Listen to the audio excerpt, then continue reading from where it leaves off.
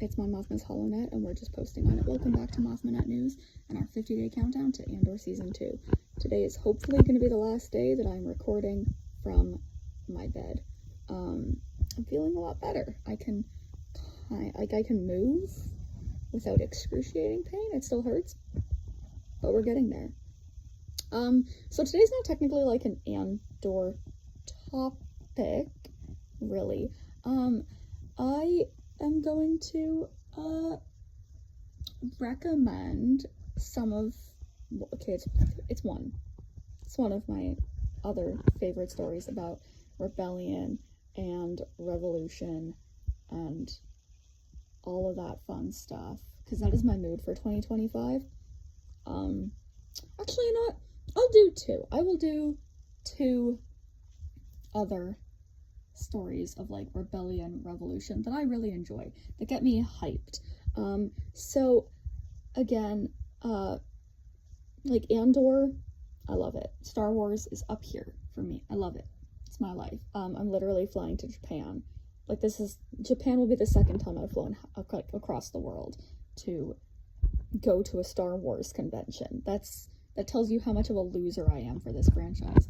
But, you know, back in 2017, when I was trying to figure out how the fuck to cope with the idea of having friends who were living, you know, under a regime that I was like, hey, this could become really fascist really quickly, you know, that shouldn't be happening. I turned very heavily to the musical Hamilton by Lin-Manuel Miranda, and that kind of kept me going. You know, it's a fun time. It's a good musical. It's very enjoyable to listen to. Painful as fuck, you know. But that was essentially how I got through the first year of that Trump presidency. Yeah, because I don't cope well. And here's the thing, I actually don't know how I feel about being correct. Because I was like, it's not going to happen in the first term that he's going to go full-blown, you know, fascist. Like, it's bad enough. It's bad enough in his first term with, you know, all of the executive orders.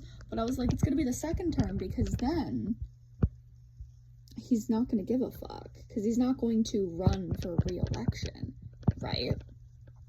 And now he's talking about, you know, destroying the concept of term limits. And he's like, oh, well, it's too soon for that. I'm like, my dude, you were literally saying last year that if people voted for you, they would never have to vote again, which is a bad thing.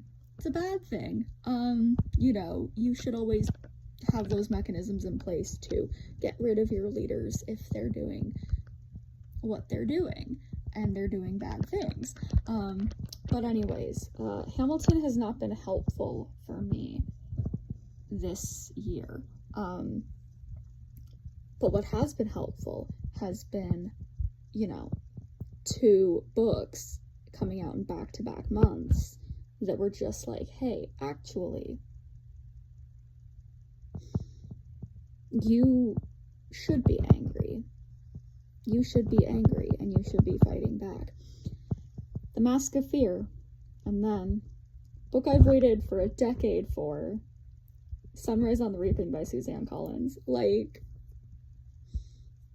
since I was like I was in middle school when I started reading The Hunger Games. So it was like 2010, I think 2010, 2011, right?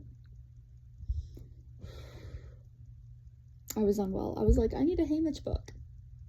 And then Ballad of Songbirds and Snakes came out. Wasn't a Haymitch book. And I was like, you know what? Actually, this book, I really do hate Snow. I can understand him a little bit more, and that can fuel my hate. And then, you know, Sunrise on the Reaping ended up being that Haymitch Abernathy book. And it's painful. And like, the thing about Star Wars and the Hunger Games is that, yeah, you get a little bit of the, you get a little bit of the joy that comes with, you know, overthrowing a fascist dictator. But I feel like Hamilton kind of glorifies a revolution, a rebellion a little bit, because, you know, it wasn't that type of revolution, I guess. But anyways, I'm far more angry than I was in 2017 because I spent so long trying to warn people, being like, hey, read this. Here's Project 2025. Read it. It's absolutely horrifying. You're fear-mongering. Cool. Then what? If I was fear-mongering, then explain to me why aspects of what is going on are directly out of Project 2025. Go on, explain that. Anyways, my fellow Canadians, we don't want to be like America. We don't. And I have absolute faith that we will not do that to ourselves because, you know, I mean, there are lots of Canadians who are actively turning their brains to mush, but we're better than that.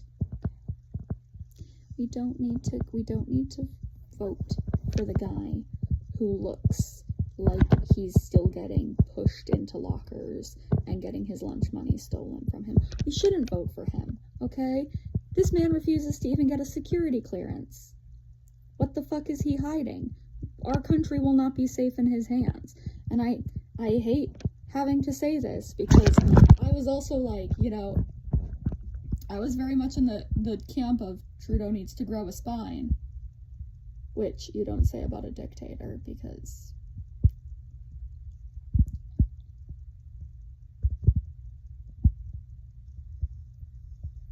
that's not how it works. For anybody that was like, oh, Trudeau's a dictator, no. He was actually pretty fucking spineless. And he stepped down peacefully, participated in the peaceful transition of power. That is not very dictator.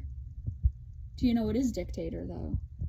January 6th, 2021. That's how a dictator behaves when they get told no.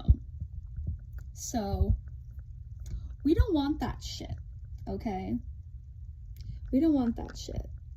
So, don't vote for the guy that was endorsed by Elon Musk and Donald Trump. Don't. Canada, I'm fucking warning you. We're better than that. Anyways, on a lighter note, if you enjoy Star Wars, read the Hunger Games books. But only if you're a Star Wars fan with, like, brain matter between your ears. Please. I don't want brain dead takes in this fandom. I've been exposed to far too many. Okay? And I know, some Star Wars fans have the most brain dead takes known to man. I don't want that going over to the Hunger Games fandom. Okay? Actually, if you're one of those fans, why are you even watching my videos? Come on. Ugh. But,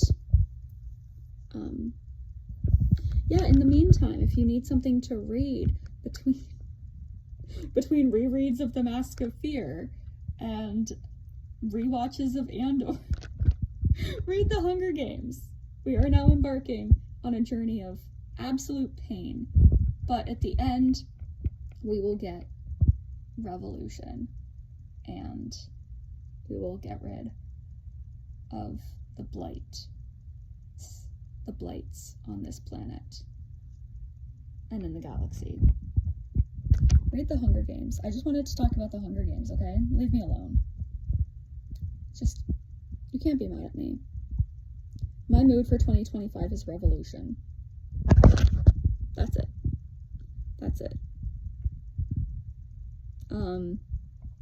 Yeah, so, now that we've done that, thank you for watching. Hi, I'm still delulu about getting celebration stage for Andor, so if you want to support me in that, since I will be dressing as Mon Mothma that day, and I feel like Mon Mothma should be there as one of the main characters of Andor.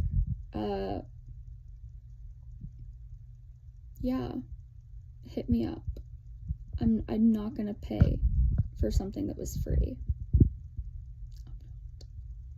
That's not how this works. You fucking scalpers. I'm not even lying. There are scalpers charging like 200 USD for celebration stage tickets for Andor. That is evil. You're a problem. I just really want to be there. And I was such a good person, and I put my partner's wants above my own needs because he was working that day and that time, and he couldn't. So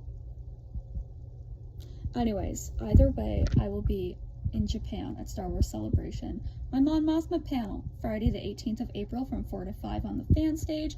Be there, or you'll have to watch it on YouTube. I have stickers and bracelets and things. It's just stickers and bracelets to hand out because they were gonna charge me like an arm and a leg for business cards. So we're not doing that. Because I also have bills to pay. I am a working class person who is going on an somewhat extravagant week in Japan.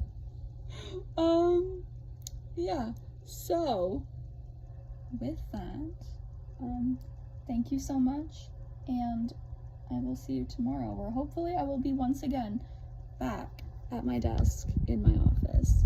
May the Force be with you.